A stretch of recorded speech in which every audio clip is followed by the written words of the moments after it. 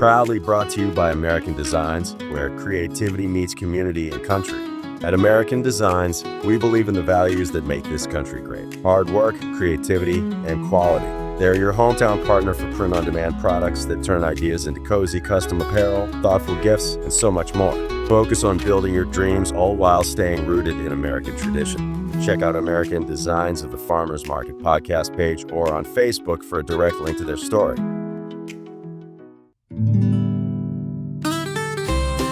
Great day, everybody. My name is Stephen Holt, and you're listening to the Farmers Market Podcast. Strolling through the market, it's a beautiful day. Fresh picked produce just a step away.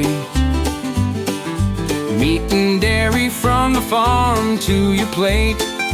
Homemade crafts that are truly great. Keep it fresh, keep it local. Celebrate the heart of the community focal.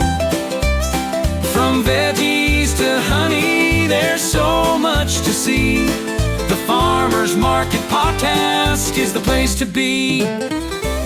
Now, let's get started with today's episode featuring this week's Market Highlight of the Week, a seasonal gardening tip for January in South Carolina, and we've got some farm folklore. There's a lot going on at the market today, so buckle up and let's make the most of this hayride.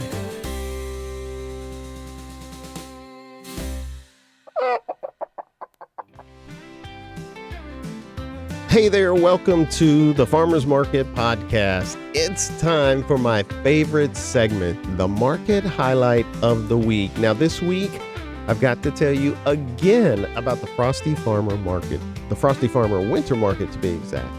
It's hands down one of the best market experiences I've had this season.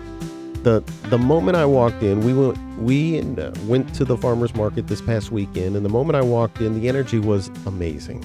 There were over 75 vendors offering everything from fresh winter veggies, handmade crafts, scarves, delicious bread. It wasn't just a market. It was like stepping into a winter wonderland without the snow, which we had this past week, but that's okay. Now, when you first walk in, McAllister Square, if you've never been there, it was a former mall, and it's been converted or reconditioned or repurposed, however you want to say it, and they did something right. They actually opened this up to have like an indoor market. The parking is great. There's plenty of it because it was a former mall. As soon as you walk in the double doors, you hear the music. They had a DJ playing a mix of different tunes, and it just made the whole place kind of come alive. I mean, it wasn't overpowering. And let's face it, it's hard not to smile when you've got good music in the air while you're kind of browsing or well, it wasn't really window shopping. It was more table shopping, but you get the idea. The people were really special. And I'm not talking just about the vendors. I'm talking about everybody. It wasn't too crowded where you couldn't walk around and you were shoulder to shoulder. There was enough space to move. Now, the vendors were awesome. They were passionate. You can tell that they genuinely love what they do. And I had a great chat with a woman who makes these incredible teas. And I got to taste some of those teas, and it was cool to hear her story behind why she got it started. Now, the shoppers were just as warm and friendly.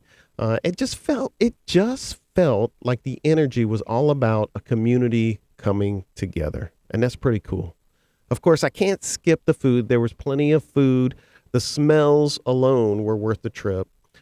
We happened to grab a carrot cake. Forgot what else we grabbed. We grabbed some good stuff. We grabbed some microgreens. Was there something else? We did try some tallow. I don't think we bought any tallow. At least I don't remember any tallow, but I know we tried it. But it was great. It was the perfect opportunity to go out and do something on a chilly day. Oh, and if you're bringing the kids, they'll have a blast. There's this bouncy house. As soon as you walk in and you turn right, it's all the way at the back end. So there's plenty to do for the entire family. You got music going, there's food, there's vendors, there's shopping local, there's picking up local produce. I mean, if you're looking for a festive outing, you've got to check out the Frosty Farmer Winter Market. It's all about supporting local, connecting with the community, and just having a great time. You can find all the details about the market over at thefarmersmarketpodcast.com. You'll find it under Market Highlight. And there's just so much to see and do. And we're hoping to get a few of those farms on our podcast really, really soon. And if you know of somebody that would like to be on the podcast, shoot me a link, go to our website, hit us up on Facebook, and let us know. Maybe we can get them on the show, and you can hear firsthand why they do what they do and why they love what they do. So that's it for this week's Market Highlight of the Week. I'll catch you on the flip side.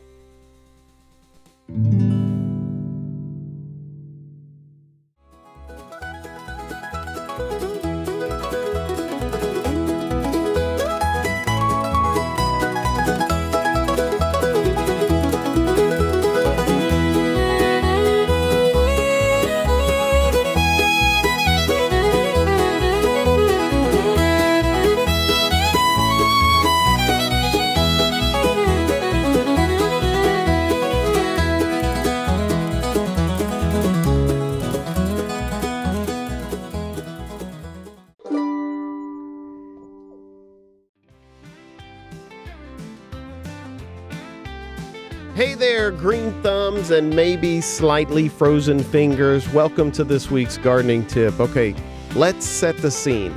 It's January. The garden looks like a scene from a winter survival movie. And you're probably wondering, what on the earth can I do for my plants right now? Well, not much. Well, no, wait. Don't hang up your gardening gloves just yet, because January's actually, it's the perfect time to get a jump start on cool season crops. Yes, cool season crops. We're talking broccoli, kale, and lettuce. Now, I've not had a lot of success with broccoli, but kale and lettuce, I knock it out of the ballpark. They're the overachievers of the veggie world when it comes to cold weather. These greens love the chill almost as much as we love complaining about it. And the best part? You don't have to venture out into the cold to get started. You can do it all indoors where it's warm, cozy, and not trying to freeze your nose off. So if you're new to starting seeds indoors, don't panic. I think I've got you covered. It's easier than trying to assemble IKEA furniture. Trust me. Okay, step one. Let's kind of run through the steps here. You got to gather your supplies. You're going to need some seed trays or small containers. And if you don't have any, just go to your recycling bin. Yogurt cups, takeout containers, anything that can hold something will do. Now, you've got to poke a few holes in the bottom. The drainage holes are important because plants hate soggy feet just as much as we hate wet socks. So you got to make sure that there's plenty of drainage. Next, you'll need some seed starting mix, not potting soil. Everybody goes out and tries to get just potting soil. You need seed starting mix. And the reason you need seed starting mix is because it's light and fluffy, and it's perfect for helping those tiny little seeds grow strong roots. It's basically kind of like the spa treatment of gardening. Now, once you've got your supplies, it's planting time. Fill your containers with the seed starting mix and lightly moisten it. Think kind of a damp sponge, not swimming pool, damp sponge. Plant your seeds at the depth recommended on the packet. And here's a little tip, just in case you ever forget. Just go double what your seed size is. As a general rule, it's about twice as deep as the size of the seed. So for lettuce, I mean, it's like nothing. It's just like a little press into the soil. And here's the thing about lettuce seeds. If you're not careful and you sneeze or you breathe out heavy, you're going to lose a lot of seeds on the floor. Trust me. Whatever you do, label. You need to label everything in your tray. I can't stress this enough. Broccoli and kale seedlings look almost identical. And you don't want a surprise salad situation later. So just make sure you label. Now let's talk about the perfect environment. Seeds are like Goldilocks in a way. They need things just right. January sunlight is slim, so you might need some grow lights. If you're using a sunny window, rotate your trays every few days so the seedlings don't lean over and get really long in one direction. Temperature-wise, you want to aim for about 65 to 75 degrees. If your house runs a little chilly, it's okay. Consider maybe using a seedling heat map. It's kind of neat to have a little kind of cozy electric blanket for your plants. And don't forget humidity. You want to cover your trays with a plastic dome or some kind of cling wrap to create kind of a mini greenhouse. Just remember to take it off once the seeds start sprouting. You don't want to accidentally kind of grow a rainforest. So just be aware of that. Now, fast forward. Let's say you've done your seeds. You've got your mix. Everything's working great. In a couple of weeks, here's the fun part. Your seeds will start to sprout. It's like magic. It is the moment when you know something is working. Now, what you'll want to do is you want to keep an eye on them. If they start getting leggy, and what leggy means is they start running straight up to wherever the light is and stretching out, they're going to need more light. Water them gently to keep the soil moist, but not soggy. And a spray bottle works great here. So if you've got one of those hanging around, it's pretty nice to have. Once your seedlings have their first true leaves, it's time for thinning. I know it kind of sounds harsh that you're thinning it out, but it's actually going to be for the best. Snip the weaker ones at the soil line to give the strongest plants room to grow. And don't forget to feed your seedlings. Use a diluted liquid fertilizer every couple of weeks to keep them happy and growing strong. By the time spring rolls around, you're going to have a little army of kale, broccoli, and lettuce seedlings ready to take on the garden. It's a wonderful thing to get started early in the cold weather because it gets you ready for those spring-like temperatures. That's all I've got for this week's gardening tip of the week, seedlings. How you can start indoors during the cold weather season. I'll see you on the flip side of the break.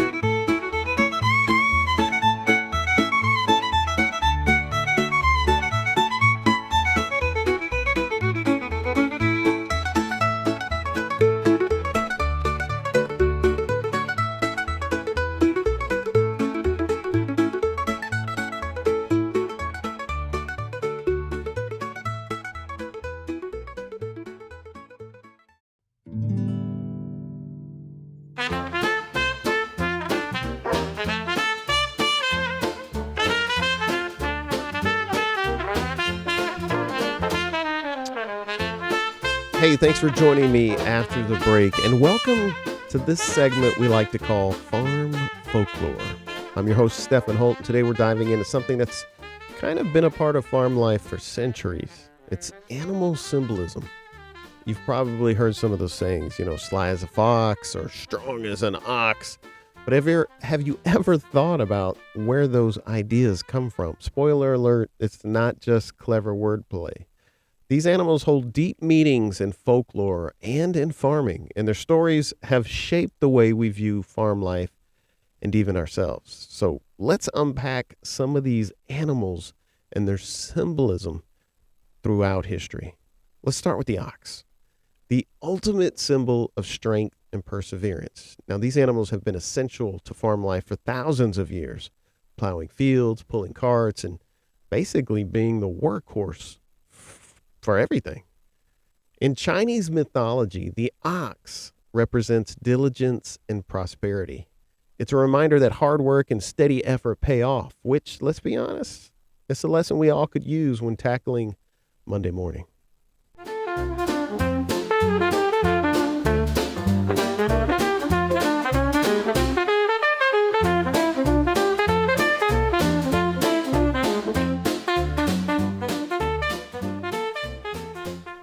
Let's go on to the fox. this one's a little bit more complicated. In folklore, the fox often symbolizes cleverness and adaptability. You'll find it in European tales as the trickster, always outsmarting its foes. Think of it as the farm's problem solver. Now, sometimes solves problems by stealing your chickens, but it kind of goes with the territory. In Japanese folklore, the fox, or the kitsune, and I may be pronouncing that wrong, has a different vibe. It's a divine messenger, wise and even lucky. So depending on your culture, the fox might be a troublemaker or a spiritual guide. Either way, it's a definitely not a boring animal. Now, let's talk about early risers in the morning on the farm. And you know who I'm talking about. I'm talking about the old rooster. You probably think of it as the farm's alarm clock. And you're right. But there's more to it. The rooster is a symbol of vigilance and renewal. It crows signals the start of a new day. A fresh chance to get things done. In some traditions, it's also believed to ward off evil spirits. Now, that's a lot of responsibility for a bird that spends most of its time pecking at the ground. But hey, roosters take their job seriously, and you got to respect that.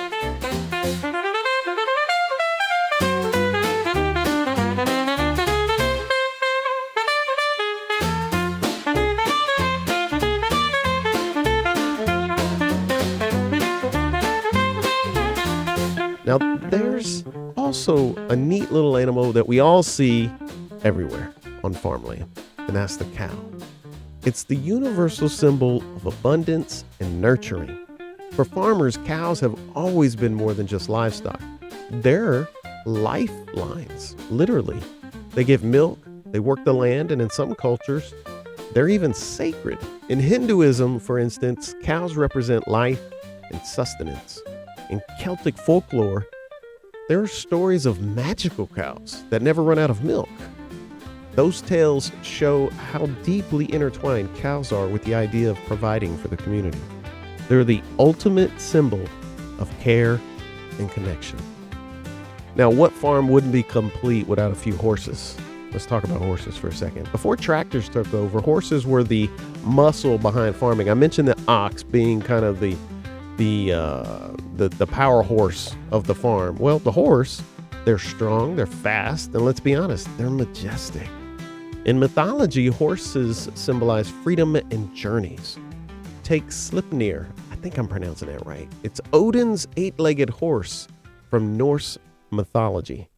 It could travel between worlds, which might not make it practical for plowing a field, but it sure sounds impressive. Horses also represent resilience. They remind us that with strength and determination, we can handle whatever challenges come our way. Speaking of challenges, have you ever tried to avoid a crisp piece of bacon? Yeah, I'm talking about pigs. Yep, pigs have their own spot in folklore. It's not just about mud baths. There's more to it than that. In German traditions, pigs are symbols of luck and prosperity. There's even a saying, to have a pig, meaning you're fortunate. Makes sense, right? Pigs grow quickly and provide a lot of sustenance. They also have been tied to the idea of abundance. And of course, there are also tales where pigs represent overindulgence. But let's focus on the positive. Pigs as symbols of plenty and growth. Now, I know in South Carolina, unless you're out in the country, you probably haven't seen an owl. Well, you know what? I take that back. In subdivisions, you've probably seen some owls, some barn owls. They are the farm's resident night owl, literally. Owls have this mystique about them. And in folklore, they often symbolize wisdom and intuition. The ancient Greeks associated owls with Athena, the goddess of wisdom. But in other traditions, hearing an owl at night could be seen as a bad omen. It's this mix of respect and caution that makes the owl such a fascinating symbol. It's a reminder that not everything in nature is easy to understand, and that's okay. Farm animal symbolism in folklore is more than just old stories. It's a reflection of the relationship between people, animals, and the land. These symbols remind us qualities like resilience, adaptability, and care, traits that are just as relevant today as they were when these stories were first told. Whether it's the ox in the field, the rooster in the coop, or a dog at your side, these animals and their stories remind us of the deep connections we share with the natural world. That's it for this week of Farm Folklore. I'll see you on the flip side.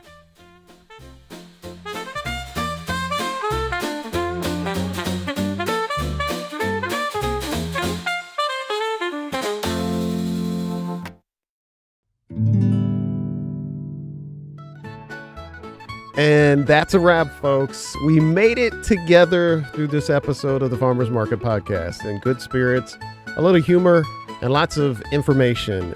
Thanks for tuning in to today's episode of the Farmers Market Podcast. If you've enjoyed our segments, whether it was the market highlight of the week, that you had an itching to shop local, the feature farm spotlight that made you dream of country living, or our garden tips that might find you actually, growing carrots or making an Instagram-worthy post, you're officially part of the freshest crew around. You can catch every episode at thefarmersmarketpodcast.com. It's like visiting a farmer's market without the early wake-up call or the accidental tumble of tomatoes. We're also hanging out on Facebook, where you can find us at facebook.com, Farmers Market Podcast. Follow us, share a comment, or drop a photo of your latest market haul. Bonus points for oddly shaped vegetables, no less. And hey, if you've got a farm, a market, or a great story to share, we'd love to have you on as a guest. Just visit our website, click Be a Guest, and let us know why you'd make the perfect addition to the podcast. And who knows, your story could inspire the next wave of local farmers and food lovers everywhere. All right, that's it for today. Thanks for listening. And remember, here on the Farmers Market Podcast, we keep it fresh. Keep it local. See you next time. Strolling through the market, it's a beautiful day. Fresh picked produce just a step away. Meat and dairy from the farm to your plate. Homemade crafts that are truly great. Keep it fresh, keep it local. Celebrate the heart of the community focal. From veggies to honey, there's so much to see. The Farmers Market Podcast is the place to be. Learn about the farmers and the seeds they sow. The beekeepers' secrets and how gardens grow. Homesteading wisdom, tips galore. Every week, there's always more. Keep it fresh, keep it local. Celebrate the heart of the community focal. From veggies to honey, there's so much to see. The Farmers Market Podcast is the place to be. The cluck of the chickens, the buzz of the bees, fresh air and sunshine, it's all you need. Connecting with the farmers, the crafters too. Every episode there's something new. Keep it fresh, keep it local. Celebrate the heart of the community focal. From veggies to honey, there's so much to see. The Farmers Market Podcast is the place to be. So grab your basket and come along.